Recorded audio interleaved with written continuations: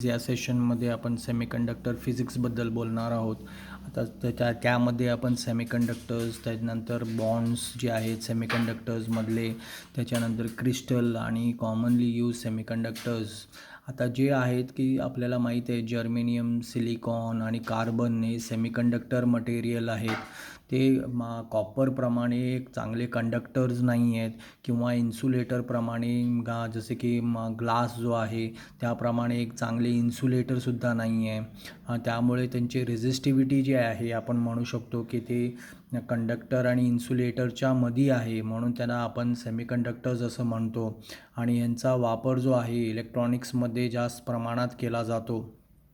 आता आपण बघूया की हे जे आहे कॅरेक्टरिस्टिक्स जे आहेत सेमीकंडक्टरचे, जसं की आपण म्हटलं त्याची रेझिस्टिव्हिटी जी आहे ती कंडक्टर आणि इन्सुलेटरच्या मध्ये आहे. आणि जे कॉमनली जे काही सेमीकंडक्टर्स जे आहेत ते जर्मेनियम आहेत, सिलिकॉन आहे, सेलेनियम आहे आणि कार्बन आहे.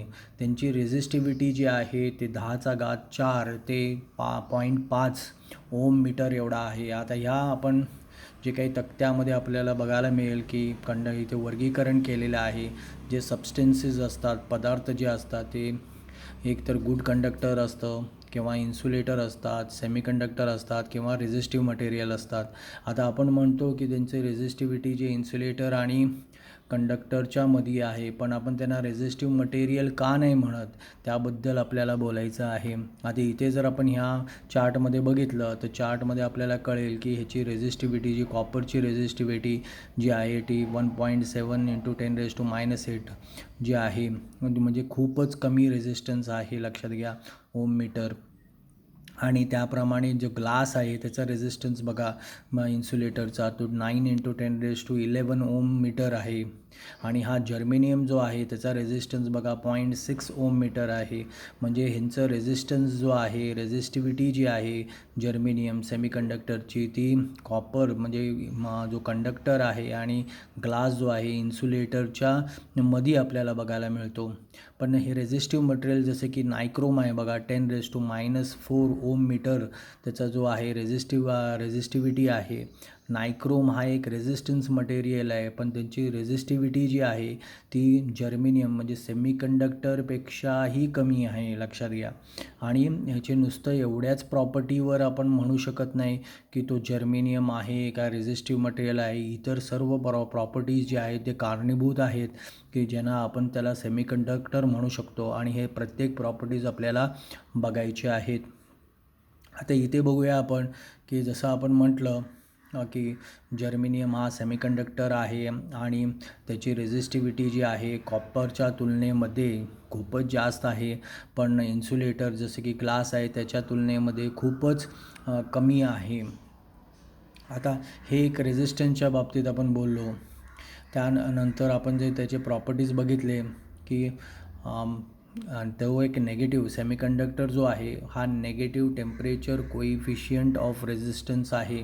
आता हे जे negative temperature coefficient of resistance म्हणजे ज्यावेळेला तापमान वाढेल त्याचा रेझिस्टन्स जो आहे तो कमी होणार आहे.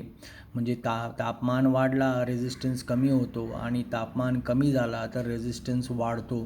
त्यामुळे हा जो काही सेमीकंडक्टर आहे उदाहरणार्थ जर्मेनियम किंवा सिलिकॉन जे आहे ते जे आहे लो टेम्परेचरला कमी तापमानाला त्याचा रेझिस्टन्स जो आहे जास्त असल्याकारणाने तो एक इन्सुलेटरसारखा कार्य करतो.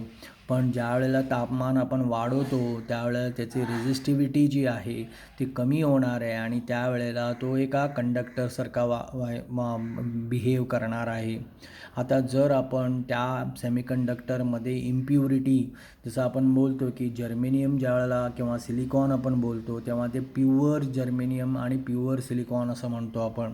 पण त्यावेळेला प्युअर जर्मेनियम आणि प्युअर सिलिकॉन जो आहे म्हणजे सेमीकंडक्टर आहे त्यांची वाहून नेण्याची म्हणजे करंट वाहून नेण्याची क्षमता जी आहे, ज्याची कंडक्टिव्हिटी जी आहे ती जास्त नसते आणि त्यामुळे त्याचा वापर जो आहे प्रॅक्टिकली जो आहे ॲप्लिकेशन्समध्ये आपण करू शकत नाही.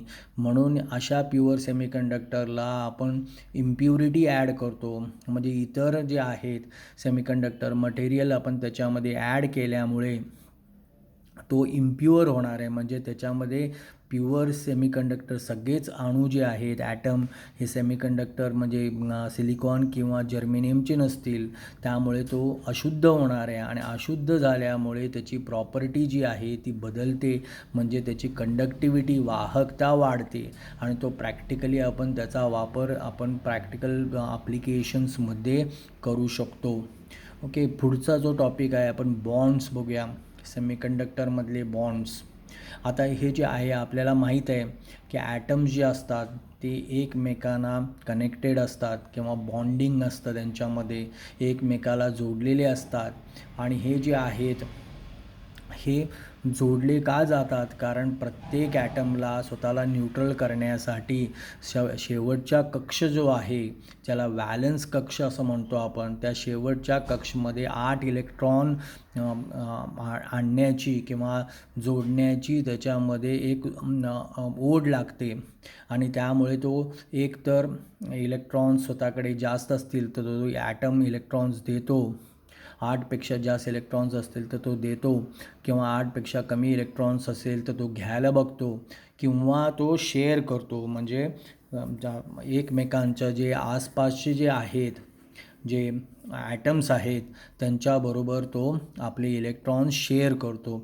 आणि असं ह्या ज्या आहेत ह्या बार्गेनिंगमध्ये, म्हणजे आपण असं म्हणतो की ज्या वेळेला ॲटमला स्वतःकडे 8 इलेक्ट्रॉन शेवटच्या कक्षमध्ये नसतात तेव्हा तो बार्गेनिंग चालू करतो आसपासच्या इलेक्ट्रॉन्सबरोबर, म्हणजेच तो अणू जो आहे ॲटम जो आहे तो ॲक्टिव्ह असतो. लक्षात घ्या, ज्या वेळेला त्याच्या शेवटच्या कक्षमध्ये 8 इलेक्ट्रॉन्स मिळतात त्यावेळेला तो निष्क्रिय होतो, म्हणजे इनॲक्टिव्ह होतो. आता जे आहे जसं की आपण हे शेअरिंग जे आहे या बॉन्ड्स आपण सेमीकंडक्टरमध्ये जर बघितलं तर सेमीकंडक्टरचे शेवटच्या कक्षमध्ये जे इलेक्ट्रॉन्स असतात ते 4 असतात आणि म्हणून त्याला बाजूच्या जे आहेत त्या अणूमधून म्हणजे त्याच्या भोवतीच्या अणूमधून 4 इलेक्ट्रॉन्स हवे असतात, म्हणून तो बाजूला 4 इलेक्ट्रॉन्स बरोबर बॉन्डिंग करतो, म्हणजे स्वतःचा एक इलेक्ट्रॉन्स बाजूच्या एका 3 जे आहेत बाजूचे ॲटमला देतो तो, असं 4 जे इलेक्ट्रॉन 4 ॲटमलाच तो शेअर करतो आणि त्यांचे एक एक घेतो, म्हणजे टोटल जो आहे तो 8 इलेक्ट्रॉन स्वतःभोवती करतो. प्रत्येक अणू जो आहे तो स्वतःच्या भोवती 4 जे आहेत अणूबरोबर तो बॉन्डिंग करून तो स्वतःच्या भोवती 8 इलेक्ट्रॉन्स तयार करतो आणि प्रत्येक ॲटम जो आहे दुसऱ्या ॲटमबरोबर 1 इलेक्ट्रॉन शेअर करतो. अशाप्रमाणे ते 2 इलेक्ट्रॉन जे आहेत ते शेअरिंग जे आहेत, म्हणजे त्याचा 1 इलेक्ट्रॉन आणि ह्या अणूचा 1 इलेक्ट्रॉन, अशा शेअरिंगनी 2 इलेक्ट्रॉनचं जे काय आहे व्हॅलेन्स इलेक्ट्रॉनचं शेअरिंग करतो तो, म्हणून त्याला कोव्हॅलंट बॉन्डिंग असं म्हटलेलं आहे. आता व्हॅलेन्स इलेक्ट्रॉन जे आहेत हे इक्वली कॉन्ट्रीब्युशन जे आहे ॲटम जो आहे तो इक्वल कॉन्ट्रीब्युशन करतो बाजूच्या अणूबरोबर. आता आपण बघूया कोव्हॅलंट बॉन्डिंग कसा दिसतो. आता इथे आपल्याला दाखवलेले आहे हा जर्मेनियम आहे. जर्मेनियमच्या शेवटच्या कक्षमध्ये आपल्याला म्हणजे बॅलन्स इलेक्ट्रॉन जे आहे शेवटच्या कक्षमधले इलेक्ट्रॉन्स हे 4 आहेत. आता आपण एकाच अणूबद्दल बोलूया. तर आता इथे जो आहे त्याला 8 स्वतःच्या भोवती 8 इलेक्ट्रॉन्स जे आहेत तयार करण्यासाठी, स्वतःला जे न्यूट्रल करण्यासाठी किंवा इनॲक्टिव्ह करण्यासाठी त्याला बाजूच्या ॲटम्समधून 1 इलेक्ट्रॉन्स घ्यावं लागतं आणि स्वतःचे एक एक इलेक्ट्रॉन जे आहेत बाजूच्या ॲटमला द्यावे लागतात. आता ह्या जर्मेनियम ॲटममध्ये 4 इलेक्ट्रॉन्स आहेत आणि तो एक एक इलेक्ट्रॉन्स बाजूच्या 4 ॲटम्सला त्यांनी शेअर केलेले आहे आणि त्यांचेसुद्धा एक ॲटम त्यांनी घेतलेले आहे.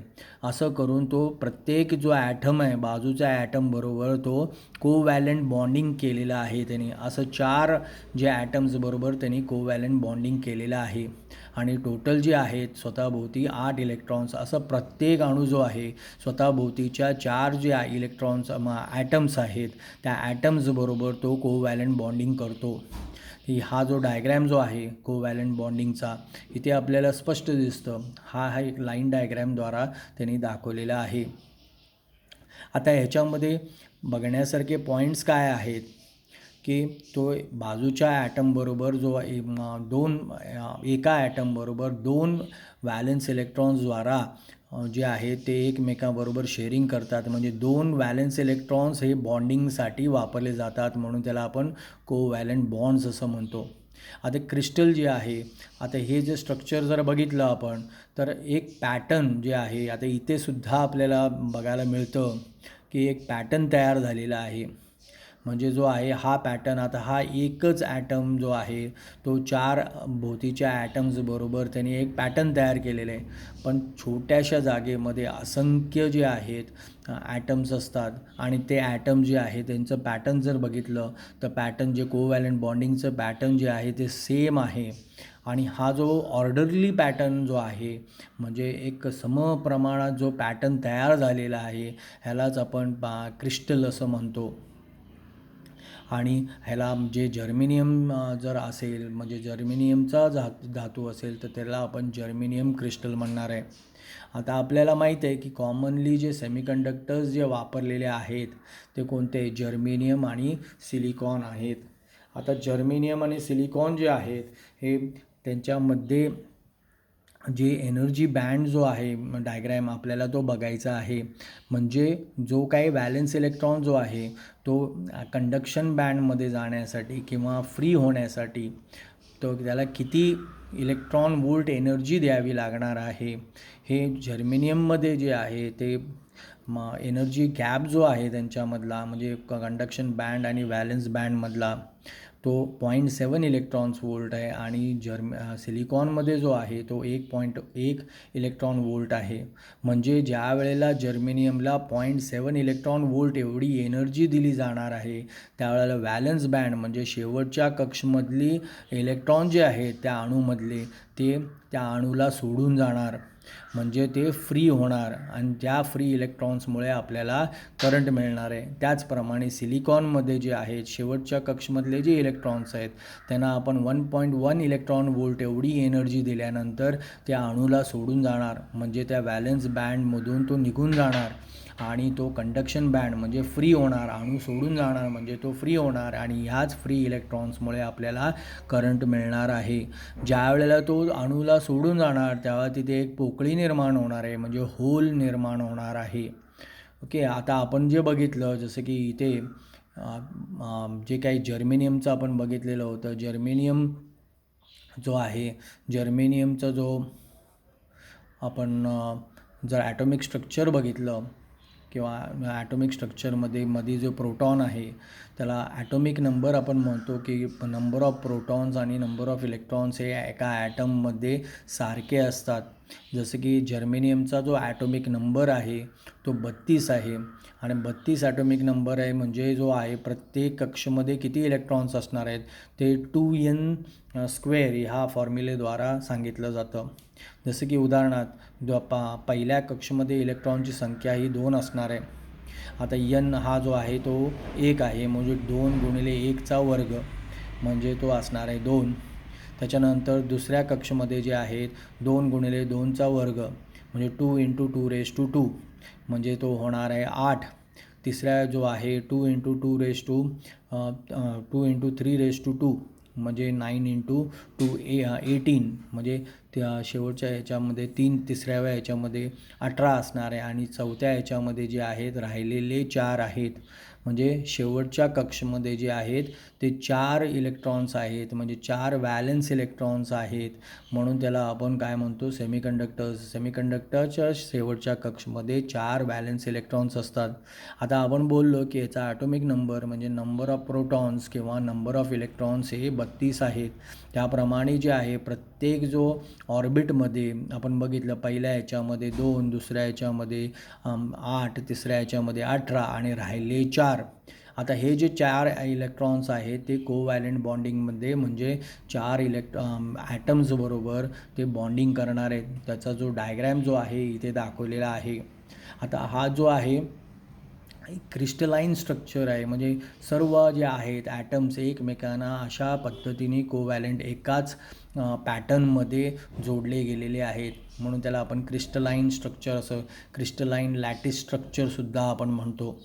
आता हा जो जर्मेनियम आहे हा 1886 डिस्कवर केला गेला आणि हे कसं तयार केलं जातं की जे ॲश असतं म्हणजे राख जी असते कोल्सची, आणि जे काही झिंक जे आहे ज्यावेळेला आपण फर्नेसमध्ये भट्टीमध्ये वितळलं जातं त्याच्यामधून निघालेले जे फ्युम्स आहे, डस्ट जो आहे, त्याच्यामध्ये आपल्याला जर्मेनियम डायऑक्साईड जे आहे, जर्मेनियम डायऑक्साईडचा पावडर मिळतो आणि त्याचा नंतर या प्युअर जर्मेनियममध्ये त्याचा कन्व्हर्शन केलं जातं, म्हणजे त्याचं रूपांतर केलं जातं.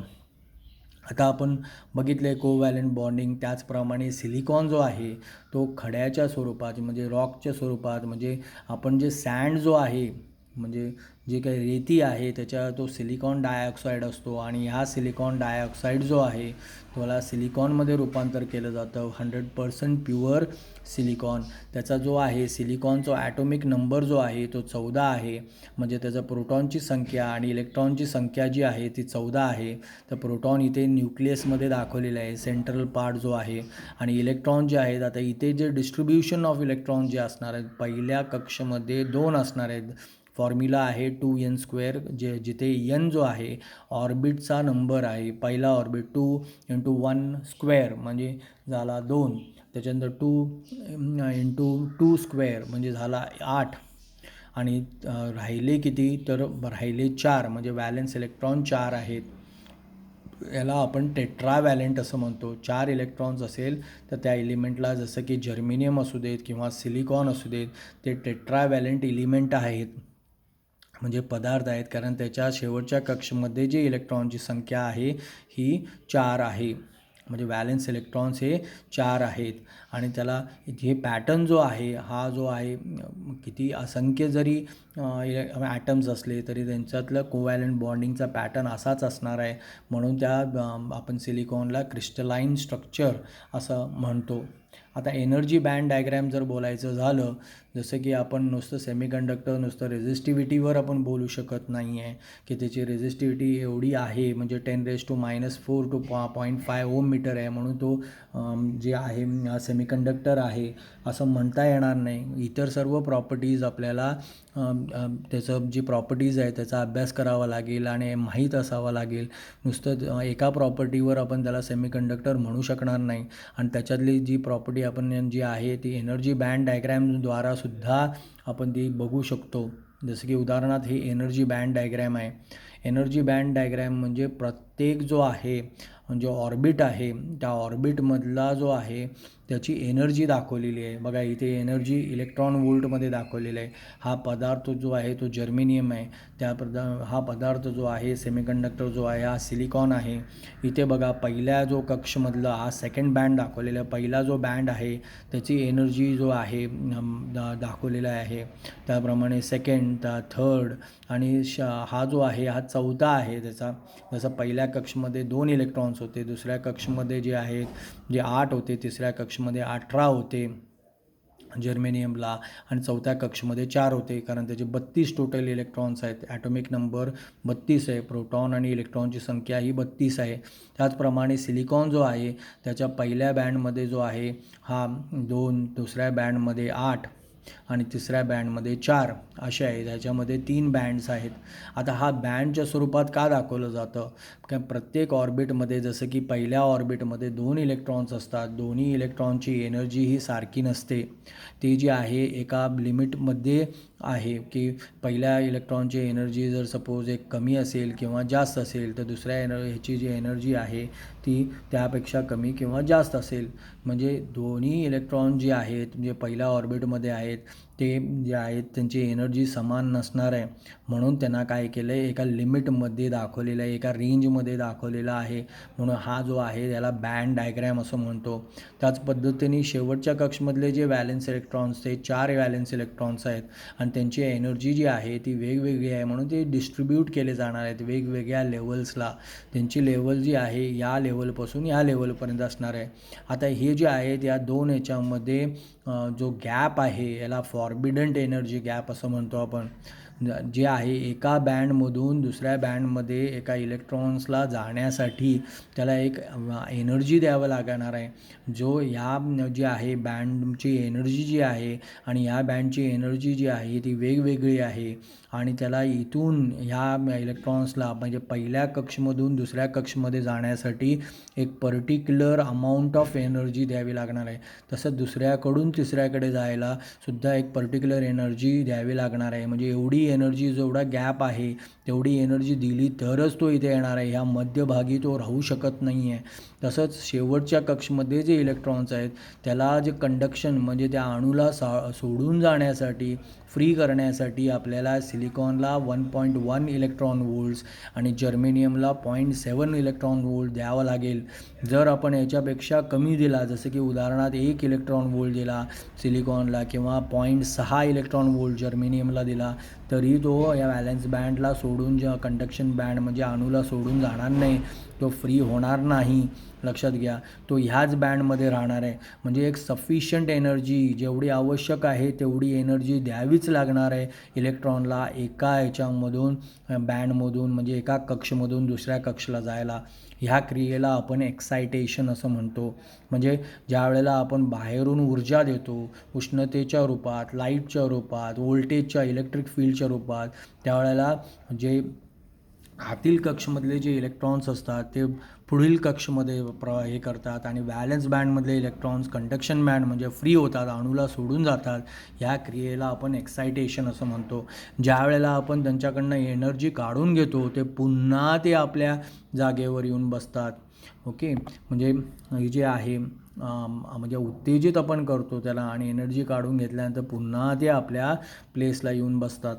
ओके, त्यानंतर जे आहेत जसं आपण बोललो की सेमीकंडक्टर जे आहेत या सेमीकंडक्टरचा नॉर्मली एनर्जी गॅप जो असतो तो 1 इलेक्ट्रॉन वोल्ट असतो आणि हे जे आहे रूम टेम्परेचरला जे आहे त्यांना जी मिळणारी एनर्जी जी आहे ती जास्त नसणार आहे. त्याच्यामुळे ते एका जे व्हॅलेन्स इलेक्ट्रॉन जे आहेत ते फ्री नाही होऊ शकणार आहेत, ते कंडक्शन बँडला जाऊ नाही शकणार आहेत. म्हणून जो रूम टेम्परेचरला जो आहे तो एका कंडक्टरसारखा सुद्धा कार्य करत नाही ना तो एका इन्सुलेटरसारखा कार्य करतो. म्हणून त्याला आपण सेमीकंडक्टर असं म्हणतो. आता पुढच्या याच्यामध्ये आपण त्या तापमानाचा इफेक्ट काय होणार आहे सेमीकंडक्टरवर त्याच्यावर बोलूया.